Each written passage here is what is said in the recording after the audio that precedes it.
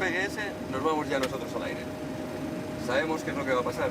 Vamos a entrar en pista, vais a oír el aviso de preparados para el despegue y en cuanto estemos en la cabecera ya orientados con la pista, vamos a meter un poquito de potencia, comprobar que los motores estén ajustados, le damos al botoncito que nos da la potencia máxima y con eso vamos a ir rotando. Cuando lleguemos a la velocidad de rotación nos vamos al aire y entonces tendremos el sonido del tren que se retrae y a 1500 pies ya no necesitaremos toda la potencia del despegue y retraeremos los gases un poquito para atrás para quitar toda esa potencia que ya no la vamos a necesitar. Bueno, pues ese ya se ha ido. Below the line, por favor. Y nos vamos. Volar siempre ha sido, por un lado, una cosa que nos fascina, que nos maravilla, pero para muchas personas es un mal momento y a veces un momento muy duro. El miedo a volar vuelve a Sobreciencia. Ya habíamos tenido el año pasado un abordaje sobre este tema. Hoy vamos a compartir una nueva entrega de estos informes que está haciendo Alexandra Perrone sobre distintos abordajes contados por profesionales de distintas áreas del conocimiento, incluso profesionales de la aviación, sobre cómo ayudarnos a quienes tenemos, no es mi caso, pero quienes tienen miedo a volar o algunas inseguridades y cuál es la ciencia del vuelo. Vamos a tener esos contenidos y muchos otros en nuestra edición de hoy. Pero como siempre, arrancamos con el tradicional salpicón con las principales noticias científicas de la semana.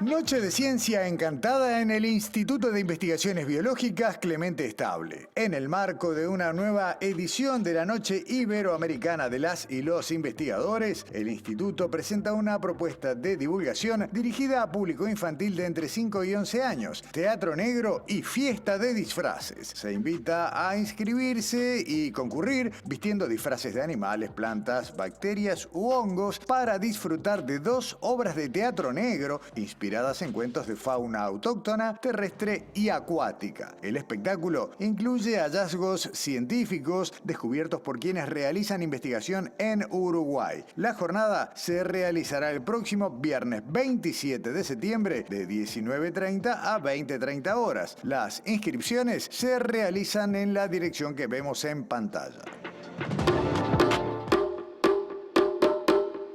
La Comisión Sectorial de Investigación Científica de la Universidad de la República convoca a investigadoras e investigadores a participar en el encuentro entre la academia y la industria que tendrá lugar el jueves 10 de octubre a las 9 en el Club de los Industriales en el marco de la iniciativa La Industria Investiga. Esta iniciativa, que busca vincular a investigadores con empresas industriales para la promoción conjunta de proyectos de ciencia, tecnología e innovación, estará centrada en generar proyectos que tengan que ver con temáticas tales como uso eficiente, tratamiento de efluentes y reuso de aguas, reconversión energética, incorporación de energías renovables y valorización energética de residuos. La inscripción para investigadoras e investigadores interesados en sumarse a este evento está disponible hasta el lunes 30 de septiembre. Consultas e inscripciones en las vías de contacto que figuran en pantalla. El próximo miércoles 25 de septiembre se realizará la final del certamen de monólogos científicos Dígalo con Ciencia, convocado por la Dirección Nacional de Innovación, Ciencia y Tecnología junto al Instituto Nacional de Artes Escénicas y el SODRE. Esta iniciativa tiene el objetivo de promover la ciencia en español en nuevos escenarios e involucrar la participación activa de investigadores y profesionales del sector. Las y los finalistas van a presentar sus monólogos ante el jurado y el público asistente a las 18 en la sala Hugo Balso. La votación del jurado y del público va a seleccionar a la persona ganadora que participará representando a Uruguay en el certamen iberoamericano Solo de Ciencia en Perú, con pasaje y estadía y también un abono completo para la temporada 2025 del SODRE. Recordemos que el año pasado Lucía Brignoni obtuvo el segundo lugar en ese concurso representando a Uruguay.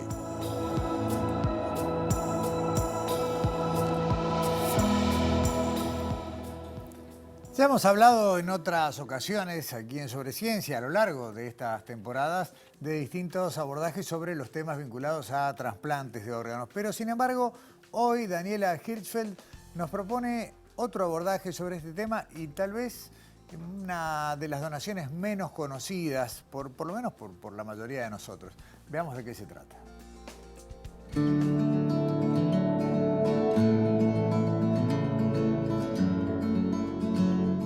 Sabemos que la placenta es un órgano vital durante el embarazo, pero ¿sabías que puede tener una segunda vida después del parto? Sobre donación de placenta hablamos con integrantes del Instituto Nacional de Donación y Trasplantes del Hospital de Clínicas.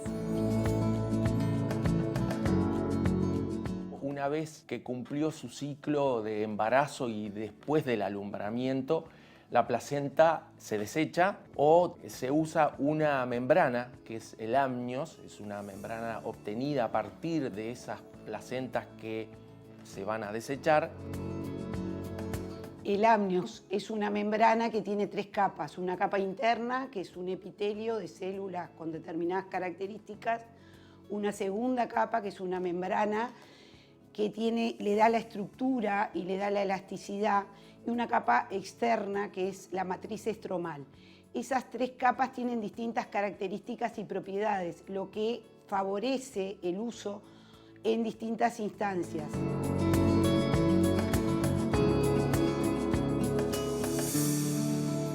A nivel internacional, el uso de esta membrana, el amnios, perteneciente a las placentas, tiene muchos años. Se comenzó a usar a nivel internacional, como decíamos, en 1910.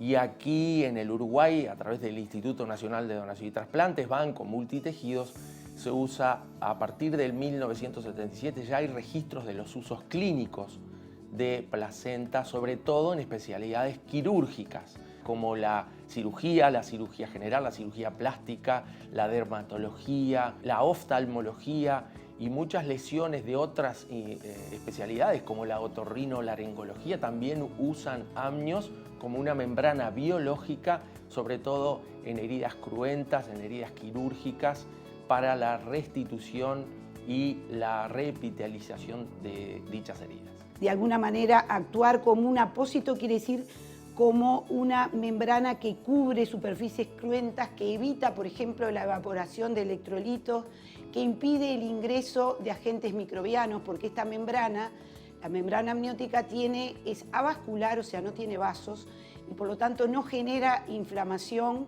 y no genera una respuesta inmune cuando se usa en el individuo. Apósito quiere decir que se coloca superpuesto para cubrir una superficie y puede ser un apósito permanente o un apósito transitorio. Muchas veces hay que irla cambiando la membrana y un mismo paciente necesita muchos injertos de esta membrana amniótica, que tiene una serie de propiedades que no solamente son las mecánicas, o sea, las de actuar como una barrera, como sustituyendo la piel o sustituyendo otra membrana, sino que tiene propiedades biológicas porque libera sustancias.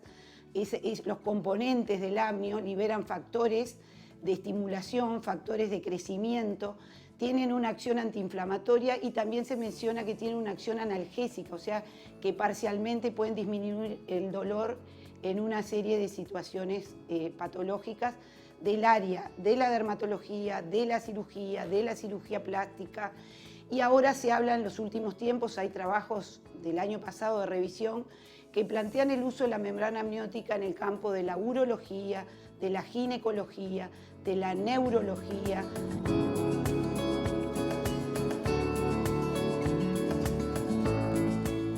Bueno, a pesar de todo el tiempo que, según se explicaba en el informe, hace que se viene utilizando con fines médicos las placentas, claramente estoy seguro que la enorme mayoría de nosotros no conocíamos casi nada de lo que acabamos de ver en la primera parte de esto que nos preparó Daniela Hirschfeld. Pero, ¿cuántas mujeres donan su placenta en Uruguay? Este es un dato valioso. ¿Qué se hace con ellas? Bueno, de eso trata la segunda parte del informe.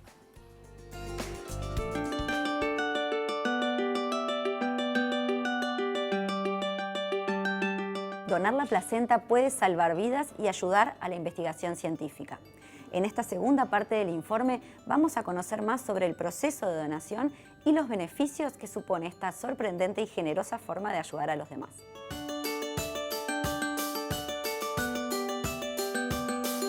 En el instituto, anualmente, esas donaciones hacen un equilibrio entre la demanda y la necesidad.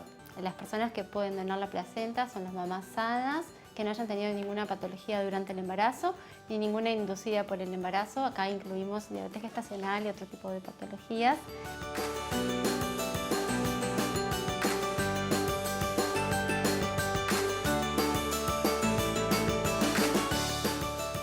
Hay dos maneras para donar la placenta.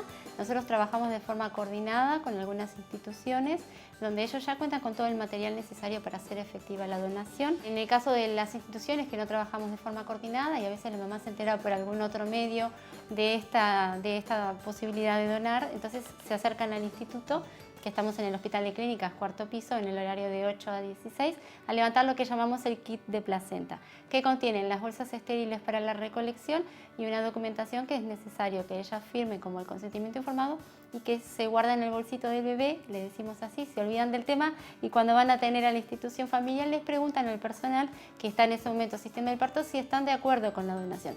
Si ellos están de acuerdo y no hay ningún inconveniente, le entregan toda la documentación y ellos ya se encargan de hacer efectiva la donación.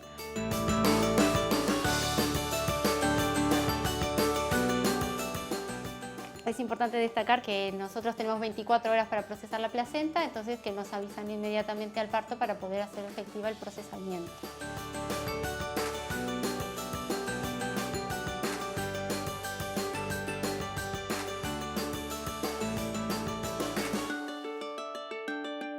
Bueno, ahora un buen cambio de tema porque hasta acá el informe que nos dejaba Daniela con relación a estas donaciones de placenta y a sus usos médicos. Y ahora vamos a hablar de física, pero física en clave de bardo científico, en clave de monólogo, porque nos visita hoy en nombre de este colectivo de científicos que nos cuentan la ciencia de esta particular manera. Bueno, Gildas Clenet, él es docente de física en el Liceo Francés y nos deja un monólogo en el que se mezclan Caperucita Roja y las leyes de la física. Un día, Caperucita fue a llevar a lo de su abuela enferma un pastel y algunas manzanas. En el camino se encontró con un lobo, grande, gordo, enorme, peludo. El lobo le propuso hacer una carrera para ver quién de los dos podría llegar primero a lo de su abuela. Y propuso usar dos motos idénticas que justo estaban ahí en el medio del camino. Caperucita se empezó a burlar del lobo. ¡Ja! Lobo, es segurísimo que te voy a ganar porque vos sos muy gordo y tienes mucho más masa inercial que yo. Acá les propongo que hagamos una paréntesis para entender qué quiso decir Caperucita con eso de la masa inercial. Todos podemos empujar una bicicleta, ¿verdad? Pero ¿quiénes de nosotros podemos empujar un camión? ¿Y eso por qué?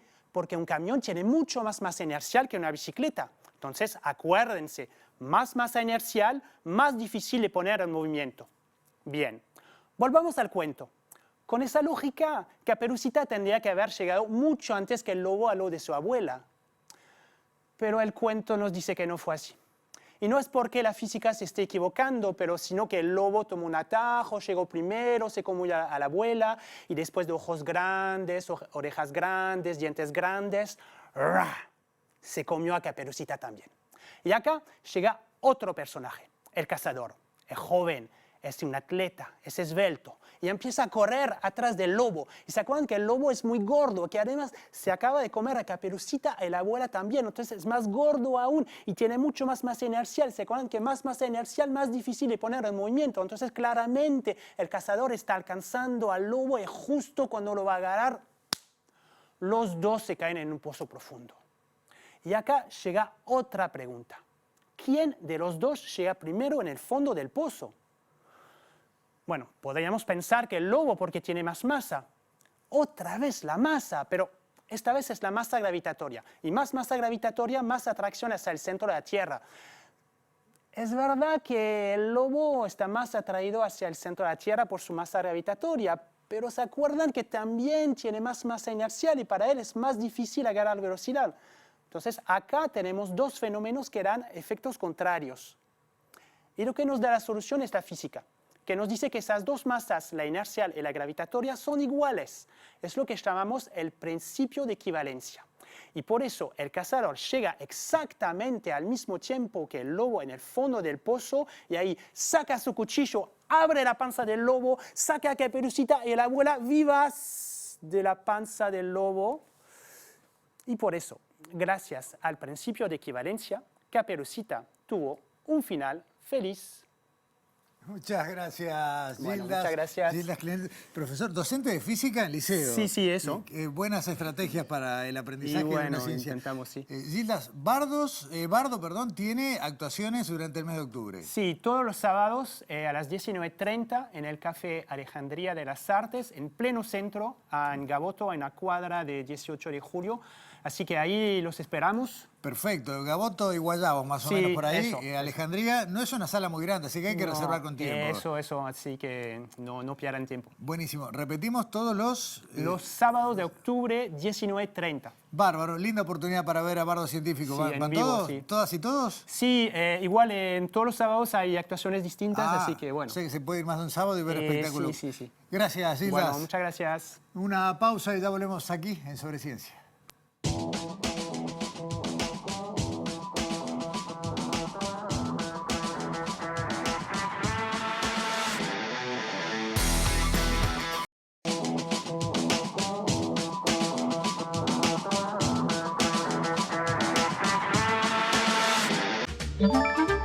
Presenta FENAPES. Compromiso 6+1. Hagamos un trato por la educación pública.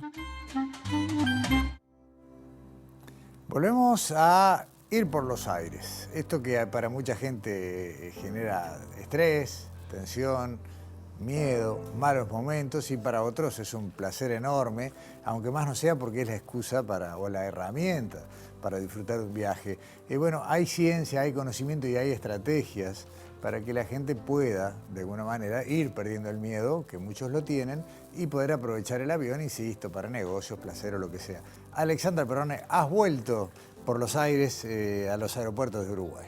Sí, ¿cómo andás, Gustavo? Sí, de la jornada que estuvimos en el aeropuerto de Melilla, traemos más entrevistas y hoy justamente vamos a volver a hablar sobre ciencia del miedo a volar. ¿Por qué volver a hablar? Porque bueno, el año pasado, en el 2023, estuvo aquí en piso la psicóloga aeronáutica María Ángela Melón, que ella es psicóloga en emergencia y desastres y es facilitadora de la gestión del error humano, lo que se conoce como CRM, y es instructora de emergencia en la DINASIA, en la Dirección Nacional de Aviación Civil, y justamente fuimos con ella para hacer lo que ella llama psicoeducación del vuelo, que es hablar con un piloto y con ella, justamente para poder conocer esas cosas que muchas veces uno no sabe, qué es lo que pasa dentro de un avión a nivel técnico, a nivel físico, y los aspectos de la psicología que pueden justamente despertar el miedo a volar. En esta primera parte del informe conocemos a Federico Calero, que es piloto comercial.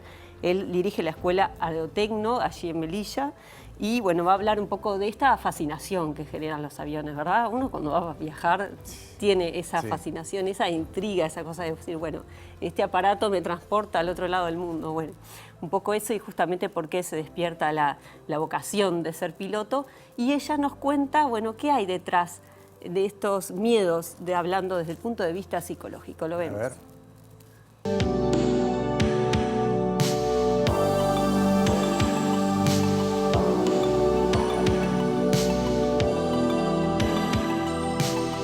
Ser piloto en principio por una curiosidad de niño, de vincularme en parte con una herencia familiar de pilotos que viene desde mi bisabuelo, a quien no conocí, pero por medio de un tío sí me empecé a vincular con la aviación, con los aviones, por medio de maquetas, revistas, cuando niño.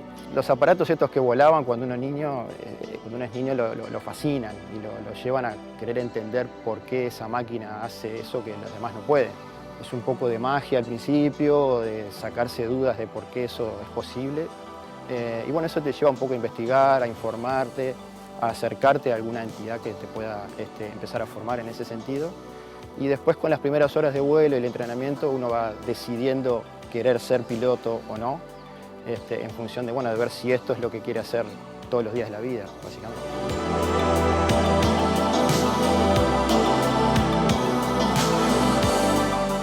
tecnología que hace que la aviación o que los aviones sean el medio de transporte más seguro del mundo son básicamente los que se combinan con el entrenamiento de los pilotos para una correcta toma de decisiones y una mejor gestión de cabina.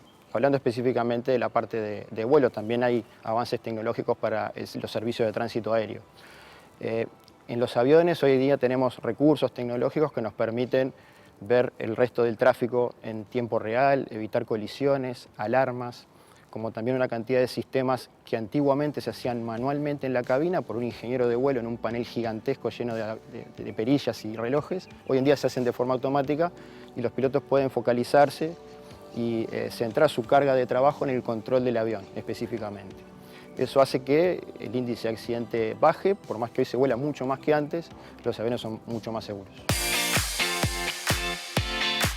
La gran pregunta de por qué tenemos miedo a volar, por qué algunos sí tienen miedo a volar, otros no, bueno, eso en primer lugar depende de la historia de cada uno. Por lo pronto, por mi experiencia clínica como psicóloga, trabajando con personas que se acercan al consultorio por su miedo a volar, he visto un poco lo que describen también, lo que describe la bibliografía, ¿no? Tenemos las personas que tienen miedo a volar porque realmente pasaron una experiencia traumática. Por otro lado, tenemos los que ya vienen modelados en su familia. Modelados me refiero a que su cerebro escuchó desde que eran chicos por su mamá, su papá, una tía, un tío, me da miedo el avión, yo no me subo al avión, y empiezan a identificar el avión como un medio de transporte peligroso, lo cual se suma y se agranda cuando vemos películas de accidentes aéreos o escuchamos alguna noticia. Y por otro lado, muchas veces aparecen en la consulta personas que nunca se subieron al avión o que se subieron alguna vez, o sea, no tuvieron ninguna experiencia real, pero le temen solamente a esa máquina por todo lo que hay atrás que implica, en algún sentido, despegarnos del piso cuando somos seres terrestres. Hay como un aspecto sí físico que genera incomodidad. Por algo hay estadísticas que nos dicen que un promedio del 50% de las personas que están en un vuelo de línea aérea comercial tienen algún nivel de miedo, ¿no? Desde un miedo muy leve o tal vez hasta llegar casi que a una fobia.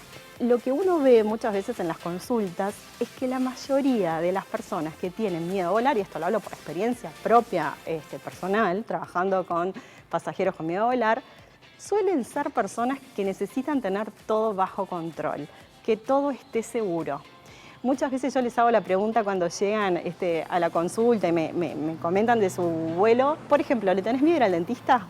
¿O le tenés miedo a una cirugía? Y en general te dicen que sí. ¿Qué hay en común? Que hay que ponerse en manos de otros, y en manos de otros donde vos te estás poniendo simbólicamente tu vida, ¿no?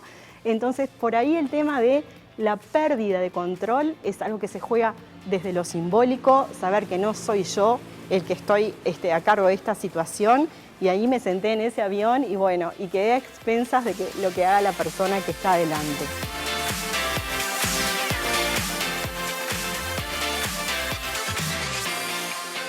Interesante lo que decía María Ángela ahí al final, Alexandra, ¿no? Ya no es solamente un tema de pensar, bueno, estoy en el aire, estoy suspendido en una máquina, sino en manos de quién. Claro, bueno, y mejor no pensar, ¿no? Pero, no, bueno, es un poco eso. Gusto, ¿eh? No, pero sí, justamente sí. ella lo que habla es esto de la psicoeducación del vuelo, claro, de que nos gane nuestra parte racional, ¿no?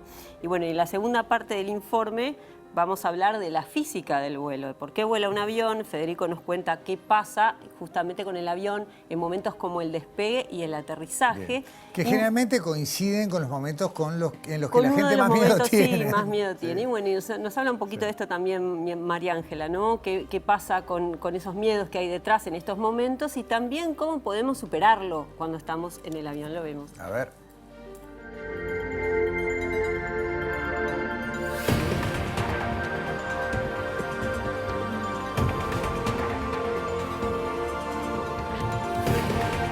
El avión se sustenta o se mantiene en vuelo por una combinación de varios factores. Todos los pilotos estudiamos en su momento el teorema de Bernoulli, el efecto Venturi y las leyes de Newton. Una combinación de todo eso hace que se genere la fuerza aerodinámica, que es la opuesta al peso, que mantiene al avión en vuelo. El avión se mantiene en vuelo exclusivamente por su relación con la masa de aire que lo rodea. Él no está en contacto con ninguna otra cosa más allá de las partículas de aire que pasan por su alrededor. Mientras haya aire y tenga suficiente velocidad, el avión va a tener suficiente energía y capacidad de sustentación para mantenerse en vuelo. El despegue y el aterrizaje son las fases de vuelo que yo no las llamaría más peligrosas, sino más riesgosas. Los peligros o amenazas en el vuelo están, pero cuando evaluamos los procedimientos y la tecnología que utilizamos en los aviones, nos centramos en evaluación del riesgo. Qué tan riesgoso es el evento potencial. El despegue es una maniobra en la que el avión busca ganar velocidad hasta alcanzar una velocidad mínima de vuelo y una energía suficiente para generar sustentación e irse al aire. El aterrizaje es una maniobra de precisión efectuada por el piloto normalmente o en algunos casos de forma automática, pero no es una maniobra exigente para el avión en sí mismo, sino una maniobra en la que se aproxima a una pista a una velocidad mínima que permita controlar el avión, poder aterrizarlo en una superficie de longitud limitada y estar suficientemente por encima de una velocidad mínima de seguridad, todo eso al mismo tiempo.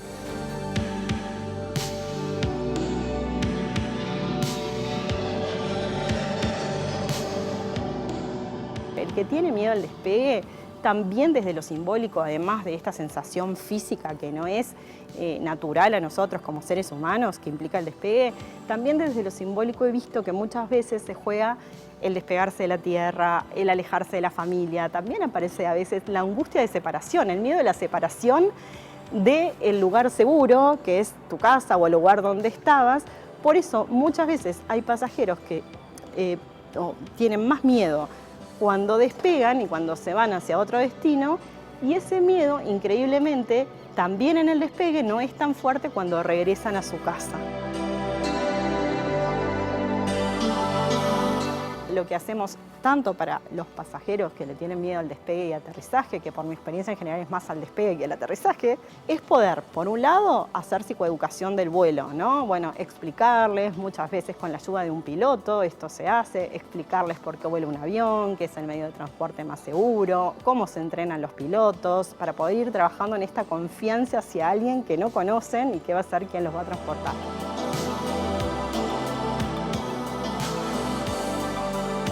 Por otro lado, también hacemos lo que es una respiración abdominal, que lo que hace es bajar la activación de ese eje del estrés, ¿no? Que es el eje del estrés es el que de alguna manera nos hace sentir ese miedo, porque entendemos que hay una amenaza a nuestra integridad física y o psíquica. Entonces, una respiración abdominal que es muy fácil, muy sencilla, la puedo hacer en el vuelo y sin que nadie se entere, baja esa activación fisiológica y me ayuda a pensar de una forma más tranquila.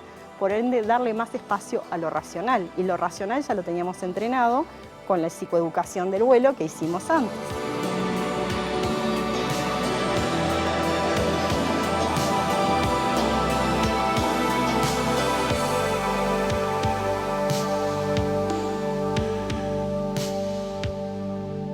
Juntando, Alexandra, las dos partes del informe y algunas de las cosas que se dijeron, yo me quedaba pensando, ¿no? Vos decían las personas entrevistadas que una de las cosas que preocupa a la gente que le tiene miedo al avión es estar en manos de otros.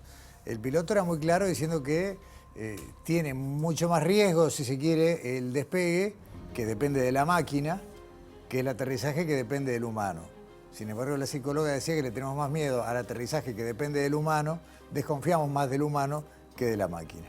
Bueno, justamente en esto tiene que ver mucho lo que decía María Ángela, ¿no? El tema de la psicoeducación del vuelo, claro, entender bien cómo se preparan los pilotos, cómo es la tecnología de los aviones de línea hoy en día, que realmente tienen mucha tecnología que respalda a que justamente esos errores humanos se puedan detener y bueno, y no causa. Por algo es el transporte más seguro del mundo, exacto, ¿no? Exactamente. Y bueno, mucha ciencia en esto de volar, y tengo que mandar un saludo porque me pidieron a Justina, que tiene 7 años y va a estar muy atenta a este informe. Y la semana que viene vamos a seguir hablando de este tema y vamos a hablar de... ¿Era pasaje de vuelta?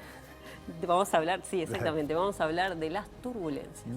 Bueno, muy bien, dale, gracias Alexandra. Y nos vamos a la pausa con otro de los segmentos que incorporamos este año, que repetimos una vez al mes. Wilmar Umpierres con sus recomendaciones, cine, series, documentales y ciencia.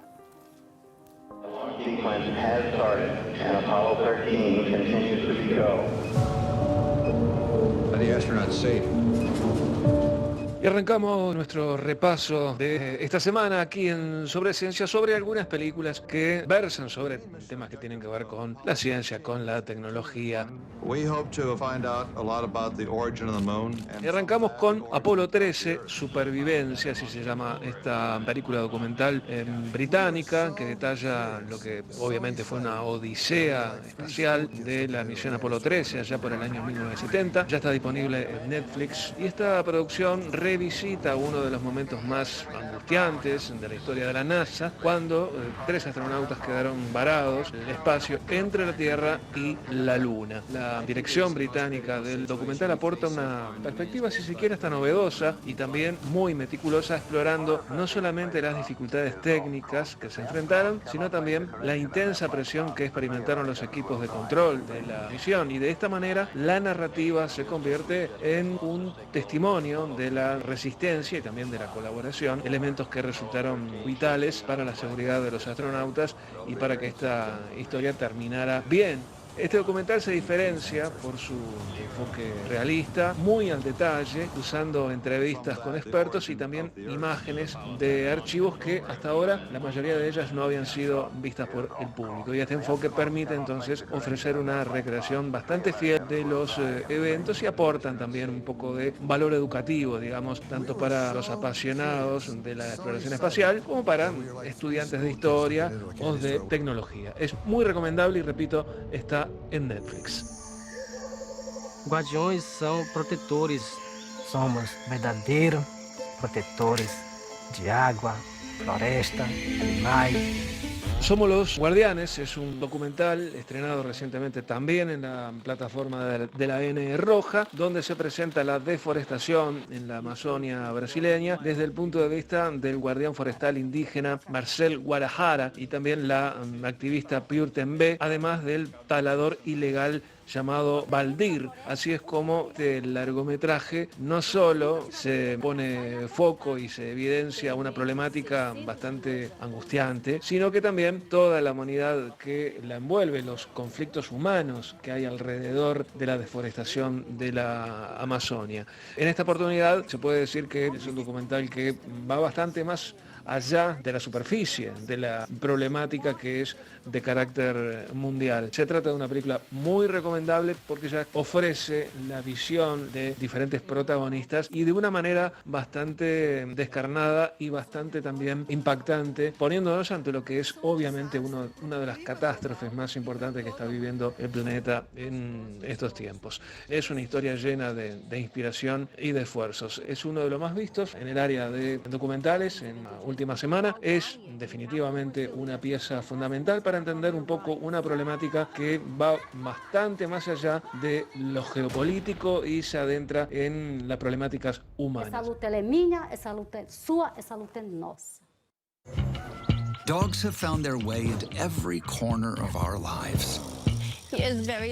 Vamos a hablar de En la mente de un perro, una película documental también disponible en Netflix y que está realizada por Andy Knight Mitchell. Aborda todo tipo de cuestiones sobre los canes, esto es, su comportamiento, su inteligencia, su forma de comunicarse y también la historia de su domesticación, algo realmente extraordinario. Tiene un enfoque científico muy accesible. Esta película ofrece una visión bastante profunda y bastante comprensiva sobre estos animales que son mucho más que meras mascotas. Es muy recomendable. No solo se centra en la relación actual entre los humanos y los perros, sino que también explora cómo esta relación, estos vínculos han evolucionado a lo largo del tiempo, desde los primeros lobos domesticados hasta los perros modernos y toda la industria que gira alrededor de ellos. Es realmente un documental apasionante que también está, repito, en Netflix. We can all get closer to our dogs if we know their secrets.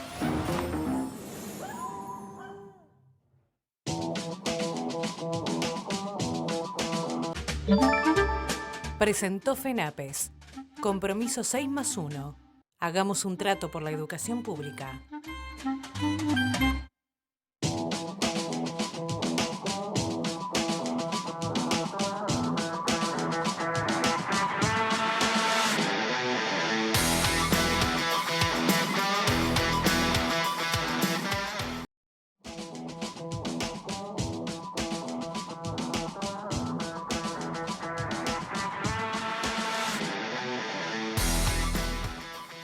A ver, si uno pudiera volver en el tiempo, en este territorio, sin desplazarnos, 11.000 años atrás, encontraría, sin dudas, totalmente comprobado, poblaciones ya humanas en este territorio.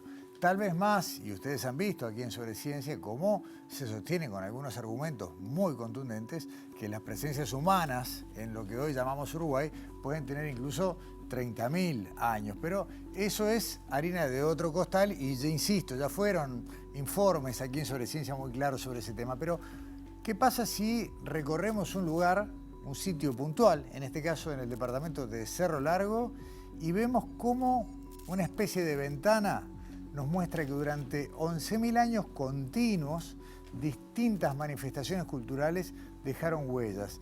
Estamos hablando de un alero, que es, ustedes saben, una protuberancia de roca lo suficientemente amplia como para guarecer a quienes allí se metan, se cobijen de las inclemencias del tiempo, y como quienes habitaron este alero fueron dejando sus huellas. Bueno, Rafael Suárez es profesor agregado de la Universidad de la República, es director del Departamento de Arqueología, también lidera el PIPTU, Programa de Investigación sobre Prehistoria Temprana de Uruguay.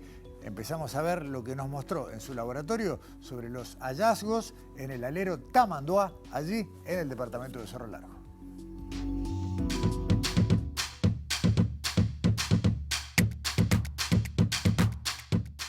Ahora estamos en el laboratorio de arqueología de la Facultad de Humanidades y Ciencias de la Universidad de la República. Acá tenemos arriba de la mesa distintas muestras de todas de un solo lugar o de distintos lugares. No, hay de distintos lugares, pero fundamentalmente tenemos de la zona que estamos trabajando en Cerro Largo, que es un alero, el alero Tamanduá, donde empezamos a hacer investigaciones a partir del año 2021. El alero Tamanduá es uno de los lugares que hay muchos en el interior de Uruguay que tiene muestras de haber sido lugar de poblamiento humano. Claro, porque son refugios naturales sobre la roca, donde obviamente los grupos humanos a lo largo de la prehistoria los estuvieron ocupando recurrentemente. Lo interesante de esta investigación es que pudimos identificar una interesante diversidad cultural, o sea, muchos grupos humanos estuvieron ocupando este alero, este lugar, desde hace 11.500 años hasta el periodo histórico, hasta el año 1580 de la era, 1600 aproximadamente. Este sitio que es como una especie de película del poblamiento humano del territorio de Uruguay. Claro, es una especie de, nosotros le llamamos ventana, que nos permite mirar hacia el pasado. Hay una ley estratigráfica que cuanto más abajo están los objetos, más antiguos son, si no hay ninguna perturbación. Entonces nosotros venimos trabajando, en esta zona hay más de 15, 16 aleros que hemos identificado con potencial de investigación y bueno, y decidimos empezar por uno y ahí tuvimos la oportunidad de encontrar varias ocupaciones humanas. Encontramos en este sitio material lítico, que son piedras, digamos, artefactos de piedra que estos grupos humanos hacían, de cuarzo y de silcreta. Esto es interesante porque el cuarzo es local, pero encontramos una materia prima, la trasladaron desde 370 a 280 kilómetros, desde las fuentes hasta estos lugares. También tenemos cerámica, material cerámico en los niveles de arriba, en los niveles superficiales, cerámica de los grupos constructores de Cerrito, cerámica guaraní, corrugada, que nos permite identificar a estos grupos humanos. Tenemos material óseo, restos de la alimentación, de venados, dientes de venados, otros artefactos. Y otra cosa muy interesante que hemos encontrado son plaquetas de ocre, ¿verdad? Son artefactos que estos grupos usaban para obtener colorantes, tanto colorantes rojos como amarillos, para pintarse el cuerpo.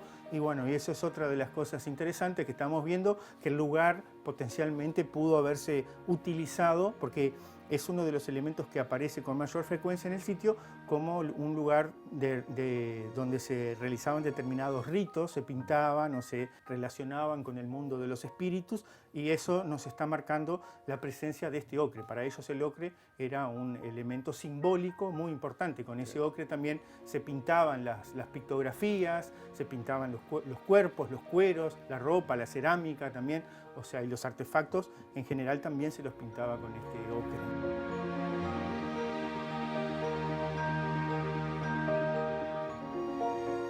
Bueno, en esto que vendría a ser una introducción tuvimos un pantallazo, ¿no?, de lo que es la zona, del alero Tamanduá, los poblamientos, los distintos tipos de restos que se fueron encontrando. También esa información de que transitaban a veces cientos de kilómetros entre el origen de la materia prima y el lugar en el que vivían o donde la iban a utilizar, quienes poblaban el territorio uruguayo. Además, en una época histórica un poquito más cercana, aparecen en la misma región también los cerritos de indios. Muestra de que en esta parte de Uruguay, 33, Cerro Largo, Rocha, Tacuarembó, Rivera, había mucho movimiento de estas culturas que ni nombre les hemos sabido dar, pero que han estado. Vemos la segunda parte de la conversación con el doctor Rafael Suárez allí en la sede del Departamento de Antropología de Facultad de Humanidades.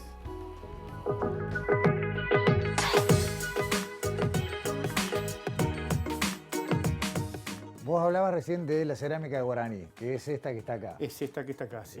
Esta, por pistas que ustedes le encontraron en la manera que está hecha o los materiales que la componen, llegan a la conclusión que no fue traída de las zonas guaraníticas, sino que fue elaborada in situ. O sea que lo que había era algo de la cultura guaraní en ese lugar. Primero, la cerámica corrugada, que es la técnica de manufactura con la cual se hace este tipo de vasija de cerámica, era como una olla de cerámica, es netamente guaraní, eso no hay duda, y lo que nos permite saber que esta vasija y esta pieza fue realizada en el lugar, es la presencia de ocre. Tiene, como se ve, tienen pequeñas partículas de ocre en el interior, en el antiplástico. O sea, era una masa de arcilla que la mezclaban con arena, con piedritas, con conchas, con ocre, con minerales, para darle sustento. Y en el interior de esta pieza pudimos encontrar restos de este ocre. Y otra cosa muy interesante de esta pieza es que la datamos directamente. O sea, mandamos un fragmento al laboratorio y del laboratorio sacaron muestras de carbón, porque también esto tenía fragmentitos de madera y se pudo datar y tiene una edad de 845 años antes del presente. Hicimos 3 dataciones de esta muestra, entonces sabemos que los grupos guaraní estaban ocupando en este lugar, y eso es, o también eran contactos que tenían con otras personas de otros grupos. Pero eso es importantísimo. ¿Por qué? Porque en el sur de Brasil y en Argentina, que son lugares donde se ha investigado tradicionalmente a estos grupos guaraníes, no hay ninguna evidencia hasta ahora de ocupación de estos grupos en cuevas o en aleros. Y este sería el primer caso de esta ocupación de estos grupos en este tipo de sitios.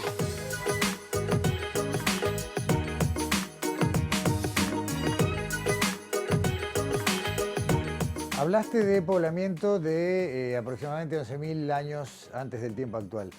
¿Qué vestigios hay de esa época y cómo se dan cuenta que corresponde a ese tiempo? Digamos, ¿tenemos algo arriba de la mesa de esa época? No, de esa época lo que tenemos es un lente en la estratigrafía. Y de este nivel encontramos un lente, que es una especie de fogón, por decirlo de alguna manera, que se ve en la publicación, ahí donde está la edad radiocarbónica, un lente que se correspondería a lo que podría ser un fogón de esos grupos. Pero es una evidencia también discreta, como le decimos, o sea, no hay una...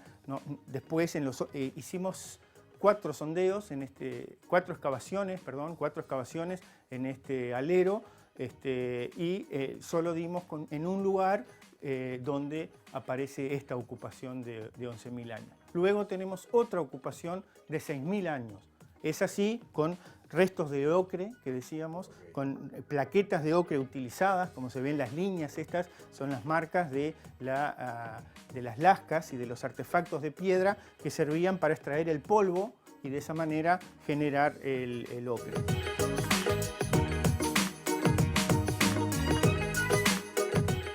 luego tenemos otra ocupación de aproximadamente 3.000 años antes del presente, que podría corresponderse con estos grupos que se conocen en la zona, que son los constructores de cerritos. Y luego tenemos otra ocupación de 900 años antes del presente, otra de 845, que es esta cerámica guaraní, y otra ocupación con cerámica, esta sí, no hay duda, de los grupos constructores de cerrito, que es esta cerámica que estamos viendo.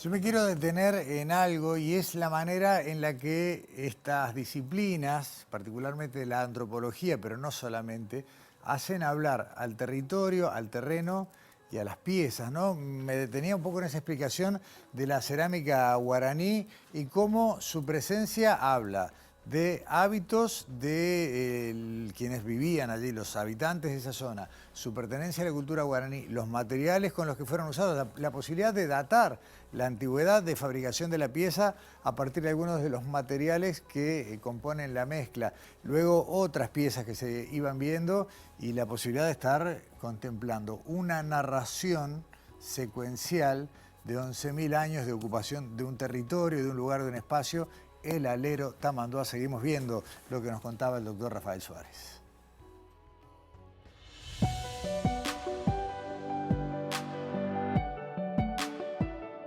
Esto es algo muy interesante. Casi todas las fechas que hemos obtenido las hemos hecho con este material. Son coquitos quemados de pindó y de butiá. Y lo interesante de esto es que primero nos están evidenciando que estos grupos humanos llevaban esto al alero para realizar bebidas, comerlos, etc. También se puede realizar fuego, o sea, la cáscara del coquito cuando se deshilacha es muy combustible, porque tiene como un aceite combustible, y lo que encontramos y lo utilizamos justamente para datar estos niveles. Y lo interesante es que tenemos las fechas de 3.000 años antes del presente de coquitos, y eso indirectamente es muy interesante porque está datando cuando las palmeras empezaron a colonizar esta zona de quebradas. O sea, porque más viejos no aparecen. Más viejos no aparecen. Las fechas de 5.000 y de 11.000 no las tenemos ahí. No quiere decir que no pueda aparecer en otros lugares. Este es un hueso de caballo que tenía un uso de herramienta también. Este es un hueso de caballo también. Pero aparece en otro sitio que, asociado, eso también es otro de los aspectos muy interesantes del alero Tamanduá, asociado al alero a 100 metros, entre 100 y 1.200 metros, encontramos una serie de un conjunto muy importante de lo que llamamos estructuras monticulares, que son los cerritos de indios, los famosos cerritos de indios. Y en uno de estos cerritos encontramos este hueso de caballo que probablemente fue utilizado para excavar la tierra, porque tiene unas marcas, claro, trazas de utilización en lo que es la punta. Para el poblamiento temprano, para los grupos de entre 14.000, 10.000, 11.000 años, hemos hecho trabajo y vemos que tenían una preferencia por esta roca que se llama silcreta, que es muy característica. ¿Y acá cuál sería la Acá sería estas dos, serían estas, que la utilizaban para hacer sus artefactos y recorrían hasta 470 kilómetros. Eso para el poblamiento temprano. Pero uno de los hallazgos interesantes de este sitio es que para los grupos más recientes también utilizaban esta roca. O sea, que estos grupos que también se propone desde la arqueología que eran menos móviles que estos grupos tempranos, o sea, estos grupos de 1200, 1500 de nuestra era, o sea, hace 300, 400 años, también utilizaban esta roca. Y tenemos evidencia de esta roca utilizada en este alero.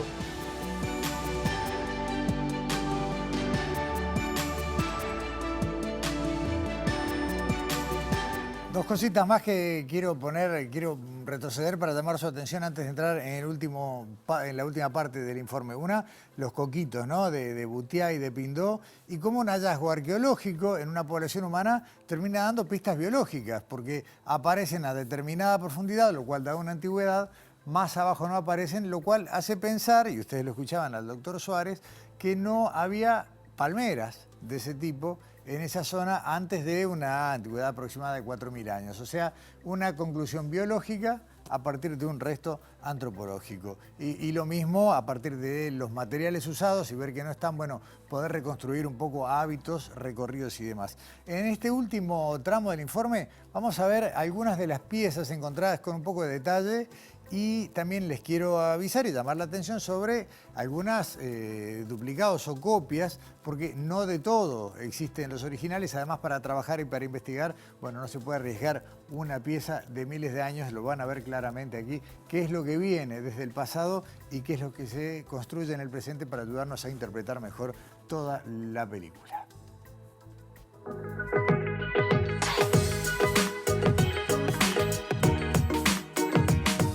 Bueno, esta pieza que se conoce como una muesca, se ve aquí clarita la muesca de la pieza, se la encontró ahí en el alero Tamanduá. Tenemos que hacerle más análisis, pero tenemos la idea de que se utilizaba para producir lo que son los intermediarios o los astiles de las flechas o de los proyectiles, ¿verdad? Como pueden ver, casi calza, justita, no la voy a tocar para no alterarla, pero es prácticamente el mismo tamaño de esta pieza que luego se la enmangaba en una pieza de estas, ¿verdad?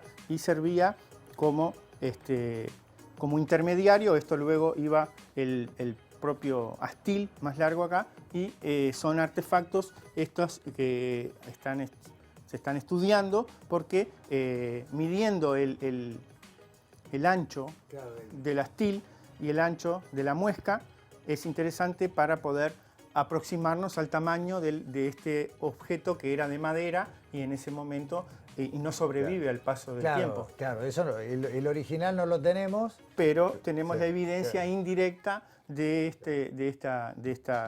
la funcionalidad que servía este artefacto. Hiciste mucho hincapié en los materiales que se usaban para color, el ocre. El ocre, sí. Que están acá, por ejemplo. Sí. Tenemos dos tipos fundamentales de ocre rojo y ocre amarillo. Como vemos, son piezas de colores muy intensos, fuertes, muy intensos, y esos son otros aspectos interesantes. Identificamos también canteras, lugares donde aflora este es un óxido de hierro, es una arenisca de la formación Tres Islas, de donde estamos trabajando, pero que tiene alto contenido de hierro, lo que le da el color rojo que marca, como se ve, está marcando piedra, arte rupestre, claro. El cuerpo, sí, o sea, cerámico también. La cerámica, la cerámica se la pintaba. Esta tiene decoración unguiculada, que es con la uña, con líneas, y con los puntitos son improntas de pequeños palitos que sirvieron para decorarlo.